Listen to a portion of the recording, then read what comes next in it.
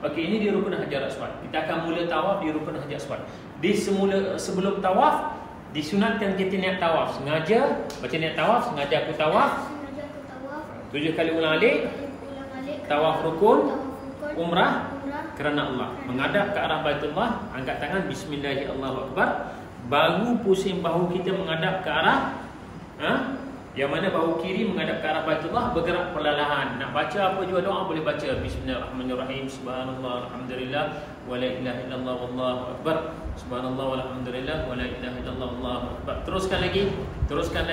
Ya, dengan zikir, doa, baca Quran pun boleh. Nak apa juga baca doa yang disediakan pun boleh. Teruskan lagi. Ya.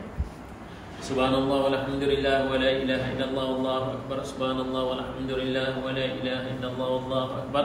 Subhanallah walhamdulillah wa la ilaha illallah wallahu akbar. Rukun yang mani disunatkan lambai tanpa kucuk. Bismillahirrahmanirrahim. Ya. Rukun yang mani Bismillahirrahmanirrahim tanpa kucuk. Okey, antara rukun yang mani dan rukun Hajar Aswad disunatkan baca doa Rabbana atina fid dunya hasanah wa fil akhirati hasanah wa qina azabannar wa adkhilnal jannata ma'al abrar ya aziz ya ghaffar ya rabbal alamin. Okey, sini rukun Hajar Aswad disunatkan lambai dan kucuk. Bismillahi Allahu akbar walillahil hamd kucuk.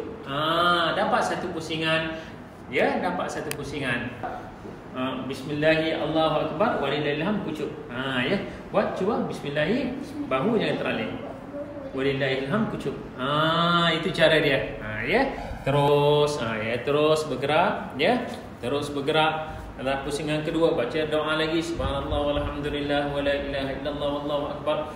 Baca istighfar pun boleh, selawat kepada Nabi pun boleh, baca surah-surah Al-Quran pun boleh, ataupun baca apa-apa doa yang dah dibukukan, ada dalam buku tu, boleh, tak ada masalah, ya. Astaghfirullahalazim, astaghfirullahalazim, astaghfirullahalazim, ya.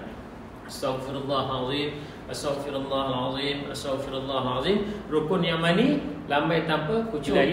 Allahu akbar walillahil hamd. Okey, antara rukun yang mani, rukun Hajar Aswad baca doa Rabbana atina fid dunya hasanah wa fil akhirati hasanah wa qina azabannar wa adkhilnal jannata ma'al abrar ya aziz ya ghaffar ya rabbal alamin. Rukun Hajar Aswad lambai kucuk. Bismillahi Allahu akbar walillahil hamd. Jadi mudah dia, tak susah, ya. Sekian, terima kasih. Jazakumullah.